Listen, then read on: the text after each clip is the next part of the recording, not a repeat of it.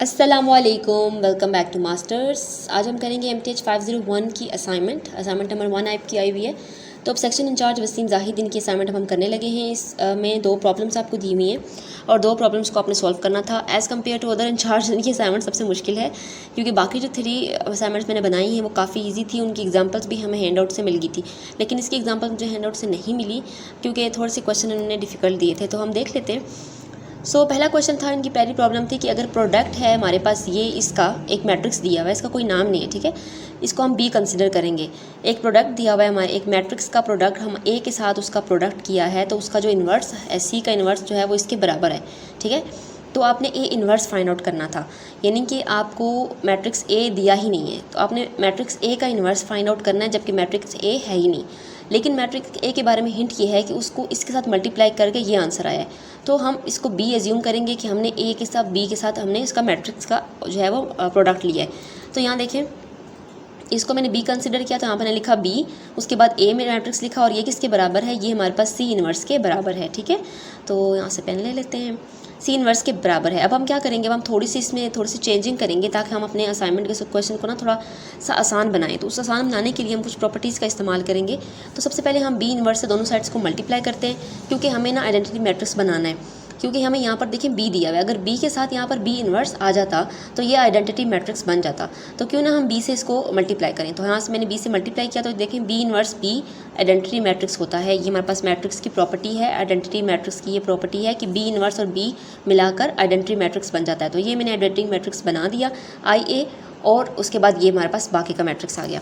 अब हमें आई ए का पता है कि आई ए हम उसको ए के बराबर भी लिख सकते हैं, ये भी आइडेंटिटी मैट्रिक्स की प्रॉपर्टी है। हम कुछ प्रॉपर्टीज़ को यूज़ करके इसको थोड़ा सा ईजी बनाएंगे।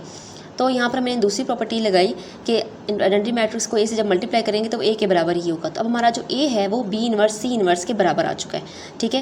लेकिन हमें तो ए इन्वर्स फाइंड आउट करना है, तो क्यों ना हम ए इन्वर्स से अब सबको मल्टीप्लाई करें, ठीक है। इन्वर्स हम दोनों साइडों पे इन्वर्स से मल्टीप्लाई करेंगे। यहाँ देखें A inverse B inverse C inverse, और उसका भी हमने टोटल का इन्वर्स ले लिया। यहाँ पे देखें इसका इन्वर्स मौजूद है, इस टोटल का मैंने इन्वर्स ले लिया।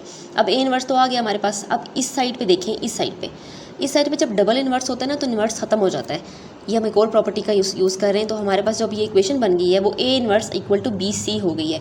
बी सी कैसे हुई है, मैंने कैसे किया इसको, देखिए इन्वर्स पे हमने दोबारा इन्वर्स लिया था, ऑलरेडी इन्वर्स था, तो ये इन्वर्स दूसरे इन्वर्स को कैंसिल कर देगा, तो ये दोनों इस पे से इन्वर्स खत्म हो जाएंगे, ठीक है।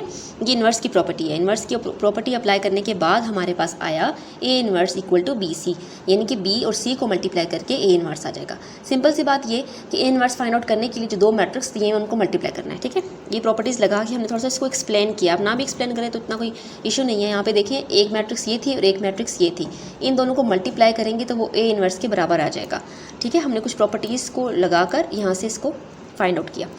अब देखें ए इन्वर्स के लिए हमने बी लिखा और सी लिखा। अब बी और सी को आपस में मल्टीप्लाई करेंगे।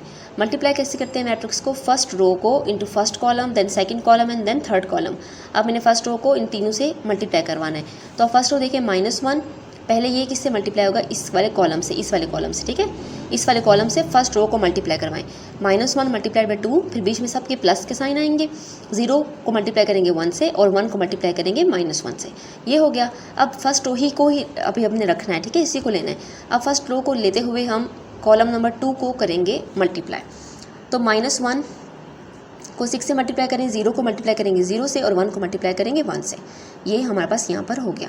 उसके बाद हमने अब दोबारा से इसी रो को ये भी करना है। इसी रो को हम पहले तीनों कॉलम के साथ मल्टीप्लाई करवाएंगे। अब हम तीसरे कॉलम की तरफ बढ़ते हैं। तो क्या होगा, -1 को मल्टीप्लाई करेंगे 4 के साथ, फिर 0 को मल्टीप्लाई करेंगे 1 के साथ और 1 को मल्टीप्लाई करेंगे -1 के साथ। यहाँ पर मैंने इसको कर दिया। अब हमारे पास एक रो होगी सॉल्व। दूसरी रो अब हम उठाएंगे और इसको तीनों कॉलम के साथ मल्टीप्लाई करेंगे। उसके बाद हम तीसरी रो उठाएंगे और फिर हम तीनों कॉलम के साथ इसको मल्टीप्लाई करेंगे। तो ये हमने मल्टीप्लाई किया और उसके बाद इसको हम थोड़ा सिंप्लीफाई करेंगे मल्टीप्लिकेशन को।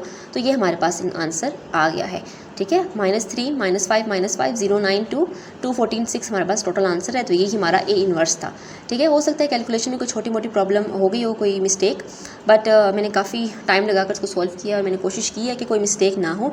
आप भी कैलकुलेशन कर सकते हैं। तो ये सारी कैलकुलेशन बिल्कुल एकदम करेक्ट है, ठीक है। प्रॉब्लम 1 इतनी सी थी। प्रॉब्लम 1 हमारे पास सॉल्व हो गई। अब प्रॉब्लम 2 में असल में प्रॉब्लम है। अच्छा, प्रॉब्लम 2 जो हमारे पास है वो थोड़ी सी डिफ़िकल्ट सी है, क्योंकि हमने इसमें डेरिवेटिव निकालना है बी का, लेकिन बी तो दिया नहीं है। अब डेरिवेटिव बी का कैसे आएगा, तो इसको भी हम थोड़ी सी प्रॉपर्टीज़ लगाकर तो हम सॉल्व करेंगे। सबसे पहले देखें, ए मैट्रिक्स आपको गिवन है और ये बताया है कि ए बी का मैट्रिक्स को जब मल्टीप्लाई करेंगे तो वो आइडेंटिटी मैट्रिक्स के बराबर हो जाएगा और आपने बी का डेरिवेटिव फाइंड आउट करना है। सबसे पहले क्या करें, हमारे पास जो है हमने क्या फाइंड आउट करना है, ए इनवर्स। ठीक है, क्योंकि हमने according to given condition A B अगर आइडेंटिटी मैट्रिक्स के बराबर है तो मतलब कि ए इनवर्स बी के बराबर हो जाएगा। तो अब ए और ए का इन्वर्स देखें यहाँ पर, तो वो ए होता है और फिर इन्वर्स, अब मतलब हमारे पास ए का इन्वर्स बी के बराबर हो जाएगा। हमने फाइंड आउट करना है बी का डेरिवेटिव, तो बी का डेरिवेटिव फाइंड आउट करने के लिए ए का इन्वर्स फाइंड आउट करना पड़ेगा। ये ए है, इसका इन्वर्स जब निकालेंगे तो हम उसको फिर उसके बाद डी बाई डी एक्स करेंगे। ठीक है, तो अब हम क्या करेंगे, अब हम ए का इन्वर्स निकालेंगे। इन्वर्स निकालने के लिए डिटर्मिनेंट लेंगे ए का डिटर्मिनेंट लिया मैंने, ए की रो लिखी, फिर इसको हमने आपस में ऐसे ये क्रॉस मल्टीप्लिकेशन होती है, क्रॉस मल्टीप्लिकेशन हमने की और बीच में माइनस का साइन आता होता है। डिटर्मिनेंट लेना तो आपको आता ही होगा और फिर 1 को 1 से मल्टीप्लाई करेंगे तो 1 और फिर ये 10 और 10 हो जाएगा 10 का स्क्वायर और x का हो जाएगा स्क्वायर और अंडर रूट का जब स्क्वायर होगा तो 1 रूट कट जाएगा और 2 बच जाएगा। ठीक है, ये हो गया डिटर्मिनेंट। अब हमने ए डिटर्मिनेंट और एडजॉइंट ऑफ ए करके हमने ए का इन्वर्स फाइंड आउट करना है।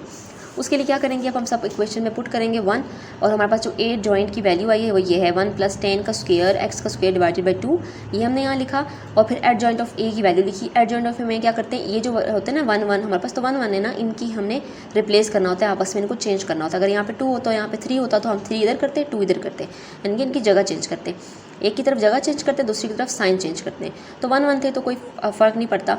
अब इस तरफ हमने साइन चेंज करना है, पहले माइनस यहाँ था अब और यहाँ पर प्लस था, अब हमने यहाँ पर प्लस कर दिया और यहाँ पे हमने माइनस कर दिया। ठीक है, ये हमारे पास एडजॉइंट ऑफ ए आ गया, एडजॉइंट ऑफ ए भी आ गया और ये डिटर्मिनेंट भी आ गया। अब हमने क्या करना है, अब हमने ए का इन्वर्स फाइंड आउट करने के लिए इन सारों के नीचे हमने एडजॉइंट की डिटर्मिनेंट की वैल्यू लिखनी है।